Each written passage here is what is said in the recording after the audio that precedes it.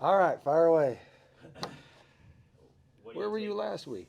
I was ill. I was sick. I didn't want to get anybody sick. Okay. It was a big game. All right, Didn't thanks. want to spread my germs. Glad to be back though. But what do you take from watching a game like that back? Considering, I mean, there's just the obvious errors there. So what else did you take from looking at it? Well, it was, when you got your first five possessions, or first six possessions, you got five turnovers. That stands out. But I think they started the ball inside our 54 of the six possessions they had in the first half. So you put all those things together, it was the errors, whether you call them errors or turnovers or whatever you tag with them. The first half decided the game, and when you look at, you know, the Harrison Bay buoy when he got hit that time, caused that fumble, and we didn't have Ty as a running back. So then we're out that early in the football game, and then the Jaden when we lost Jaden, that wasn't, just that part of the game kind of took the wind. That was a good hit at the time, and a lot of things happened in the first half, and then it turned those fumbles back to back, and so errors are errors, and errors got to get corrected. You mentioned the running back situation. You bring true freshman and JC with you guys, as well as Zach Brand, the Iowa transfer. What about those two guys? Do you like that they were the two that got to travel with your depth issues? Well, that's all we had left. So it's the depth issue. It becomes a part of what's on your roster, and that's what we have. So we'll play with what we have, and that's what we had left. So yeah, it was. Uh, they gave their best effort, but again, it's not like having your Harrison or Ty out there. It's just totally different sizes and totally different things, and you got to look in protections too. They're part of protections, and when that all goes, Zach Brand was on scout team all last week. He never even practiced with the first unit, so nor with the whole offense this season. He's been on a scout team, so we always take him in regards to special teams. But that's where um, the didn't know if we were going to get Ty back at the time, and then losing Harrison that early in the process kind of put a spin on things that we had to adjust to. I did notice that Josh was not on kick return. Was that because you didn't want him to take a hit or get hurt on kick return, or what? What went We into get any that? more running backs hurt, you're playing running back. So it's one of those deals that it's running backs, as we all know, they're always big for rushing games. I get it, but it's also big for protections. And there's a different size out there when you're dealing with Ty and Harrison versus Rogue and Josh. So there's a lot of that stuff going on too in the background when you're trying to think of things and put things together. But the fumbles didn't help us, and it doesn't matter how big you are, the fumbles can't happen. And they put the ball on the ground, and it shouldn't have been on the ground. Given you got multiple injuries, but given what appeared to be the severity of Jaden's, what can you tell us about a status update on him? It appears Jaden. He came back with us, so it appears Jaden will be okay. But it was a hit that, and really it wasn't a targeted hit as much as it was a tip ball, and two guys flying across each other trying to make a play. So it wasn't even. It was just the collision happened. It was going high speed in both directions across the middle of the field. So, but it appears as of today that he's making progress as well, and he came back with the team, which was the first biggest step he had to do. But a lot of that stuff was precautionary. They have to do, and all those medical people were doing a great job out there. When there are turnover issues like you guys had, is it one cause or is it just an avalanche of different issues that are causing those? Multiple answers to that question, and I'd probably say there's each fumbles is respective of its own, but at the end of the day, it is a responsibility of the offensive player to secure the football. It's the most important thing on that field. So there is no excuse other than the fact that on the player to take care of that football at all costs. Obviously, the injury situation at running back is what it is right now, but obviously you want more than 40 yards on the ground during the course of the game. Was there anything other than the injuries that you point to get that statistic better than what you had last week? Oh no, we got a lot of work to do. We didn't, the uh, one they were good, but two we weren't. We did not play well at all in the front. Now I thought early on a couple of those first runs, Harrison was hitting, 4 to 5 yards per carry, but he was only out there for probably 4 or 5 carries too. So we had hit the middle nice and creased the middle, and by creasing the middle, you'd open up the perimeter. But we never got a chance to do that after Harrison went down, and then the middle got locked down, but maybe it was a little bit because of the back that wasn't going through the hole or whatever the case is. So, we just have to adapt our plan to what we have and then move from there. Sounds like maybe Ty could be considered probable for this Saturday. Yeah, that's a tough injury. I thought he would play last week, and it's one of those injuries that you can't. There's no MRI is going to tell you he's going to be back at a certain time. So that's an awkward injury because I really thought we'd have him back last week, and never progressed last week. So we'll see what happens this week. Is that lower body, upper body? Lower. Okay.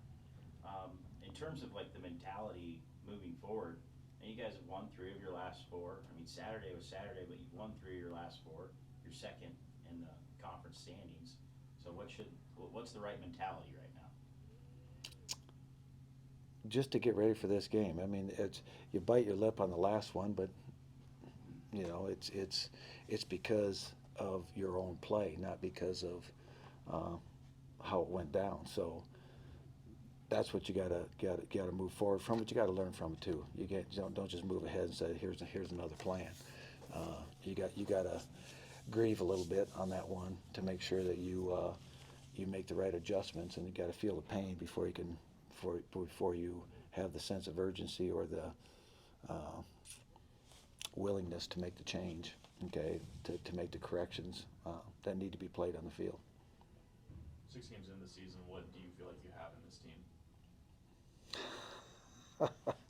You're waiting for that one. That's a good question. What do I have? Got some really good players, some good positions, and have some younger players at other positions, and have resulted in inconsistencies. See some really good things that are going to happen as a unit, and then inconsistencies of some other parts that break down that create the problems that we talk about. You told JW that you felt like you had a couple of players who put it all out there on Saturday, and some players who maybe didn't. What do you need to do to get consistency across the board in that respect? Well, when I told him that too, you got to remember that's where I go back to I got to be careful telling you guys, but my standard is I compare it to the elite. All right. So when I say somebody's good, that means they're probably great in most people's terminology. When I say somebody wasn't there, that means they're probably there for most people.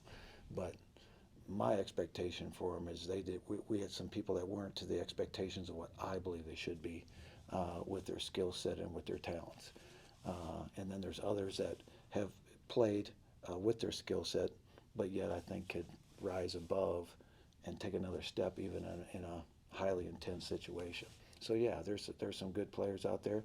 A guy I'd point to, they're easy to point to. I mean, you always got Christian Poy and Sam Snade, and they step up every week and consistent every week, and you have to deal with them every week. And then there's guys with the inexperience that maybe they don't have the time spent to know the sense of urgency that every play is. And then at the end of the day, then they look back and say, I could have done that, or I could have done something else.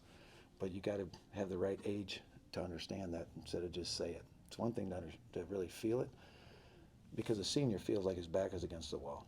Okay, where a younger guy is just out there playing the game, doing the best he can. There's a big difference in sense of urgency when a guy's looking at his last time to line up against him versus the other guy's first time to line up against him. So you also got to be respectful to the experience of the player, but yet my expectation doesn't change if you're a freshman or senior. I'm still going to gauge you based off the elite. You mentioned Sam, and you've talked before about his work ethic, but when it comes to the fact that he didn't have a set position when he first got here, and then even in Saturday's game he goes over 100 yards against one of the, if not the best defense in the country. What do you see out of him in terms of his transformation into becoming a top shelf wide receiver? How did he do that? One is he's got great confidence.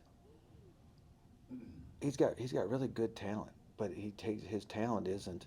He's not the fastest guy in the field, and he sure as heck isn't the biggest guy in the field, but he's got the most will of anybody, and he's got the determination and the confidence to go with it that that he always finds a way to get open.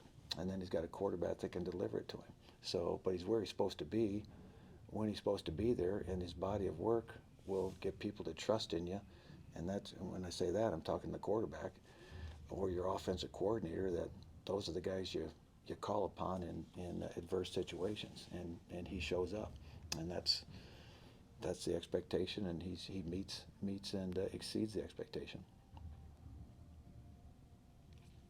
When it comes to North Dakota, they're coming off win against North Dakota State. They almost kind of seem like you guys. They throw it really well. They run it a little bit. Opportunistic defense. You guys had a tough game up there last year. I mean, this has kind of quickly become a really interesting matchup, I think, between you two. They're all interesting anymore. I mean, how about the shake? If I had to read the chart, I haven't read that thing, the program, for a long time, and I had to read the program because this whole league right now is something to behold.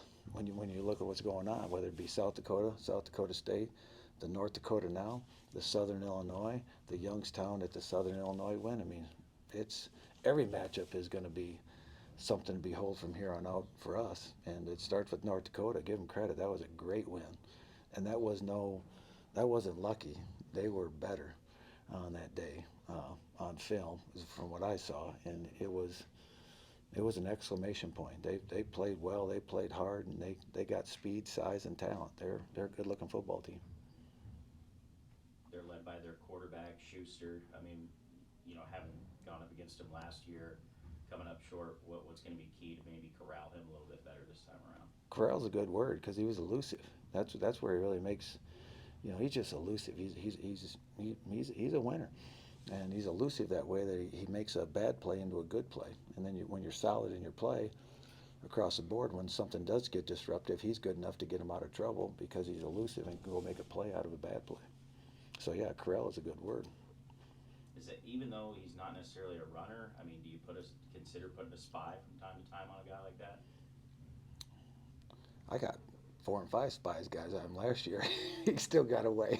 so he's just elusive, and it's the game's changed. The game's changed a lot.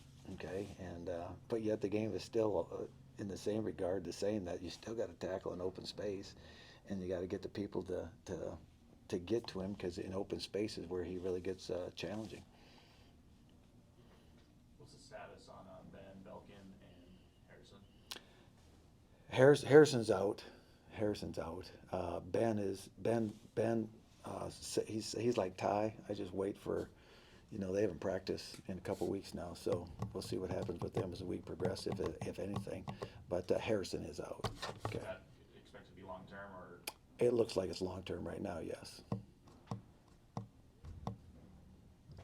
Anybody else? Thanks, guys.